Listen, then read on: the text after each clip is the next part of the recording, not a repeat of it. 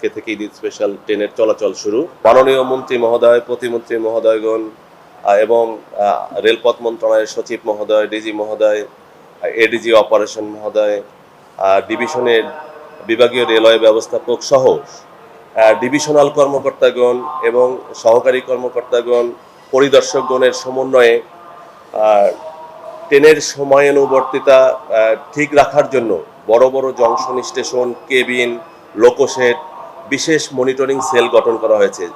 যার যার কাজ সুতীক্ষ্ণভাবে পর্যবেক্ষণ করা হচ্ছে যেন পাওয়ার, ক্যারেজ এবং অপারেশন এই স্মুথলি হয়।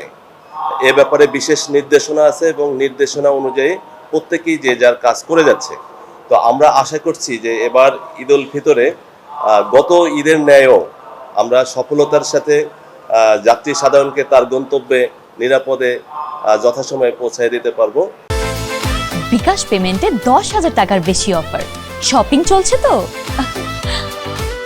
আশা করছি যে আমরা শেষ পর্যায় পর্যন্ত আমরা সাকসেস হব ইনশাল্লাহ। আজকে ঈদযাত্রার চতুর্থ দিন চলছে। আমরা এই যে ট্রেনের যে শিডিউল, এখন পর্যন্ত আমাদের শিডিউল মতো ট্রেন চলাচল করছে। আমরা আশা করছি ঈদযাত্রার শেষ দিন পর্যন্তও আমাদের প্রচেষ্টা থাকবে এবং আমি আশা করি যে শিডিউল বিপর্যয়ের কোনো ঘটনা ঘটবে না। যাত্রী চাপ আমাদের একটা ধর্মীয় অনুষ্ঠান। আপনি জেনে থাকবেন যে বিশ্বে এই একটা শহরে এত ব্যাপক সংখ্যক মানুষের বসবাস খুব কম আছে। একদম শেষ পর্যায়ে এত ব্যাপক জনগোষ্ঠী একসাথে যখন বিভিন্ন গন্তব্যে রওনা করবে তখন স্বাভাবিকভাবেই যাত্রীর চাপ অনেক দেখা দিতে পারে এবং দেখা দিবে। তো এটা আমাদের প্রচেষ্টা থাকবে যাত্রীদের যাত্রা নির্বিঘ্ন, যেন বিপজ্জনকভাবে তারা ভ্রমণ না করতে পারে, ইঞ্জিনে, বাফারে বা ছাদে ভ্রমণ করতে না পারে। এ ব্যাপারে রেলওয়ে প্রশাসন সজাগ আছে। তবে আমাদের এই প্রতিরোধের প্রচেষ্টা অব্যাহত থাকবে। আমরা চেষ্টা করব যেন ছাদে ভ্রমণ করতে না পারে।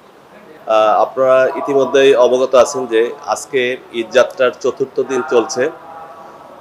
আমরা সকাল থেকে ঢাকা স্টেশন থেকে বিভিন্ন গন্তব্যে যে সমস্ত ট্রেন ছেড়ে গিয়েছে, প্রত্যেকটা ট্রেনই মানে অন টাইমে ঢাকা থেকে ছেড়ে যায়। দুই একটি ট্রেন একটু বিলম্বে ছেড়ে যায়, তার মধ্যে নীল সাগর এক্সপ্রেসটি 30 মিনিট বিলম্বে ঢাকা থেকে ছেড়ে যায়।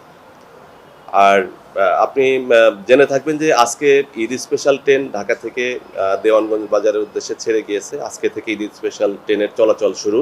এটা কানেক্টিং র্যাক। এটা নীলসাগর এক্সপ্রেসটা ঢাকায় বিলম্বে আসার কারণে এই ট্রেনটা কিছুটা ঢাকা থেকে বিলম্বে ছেড়ে যায়।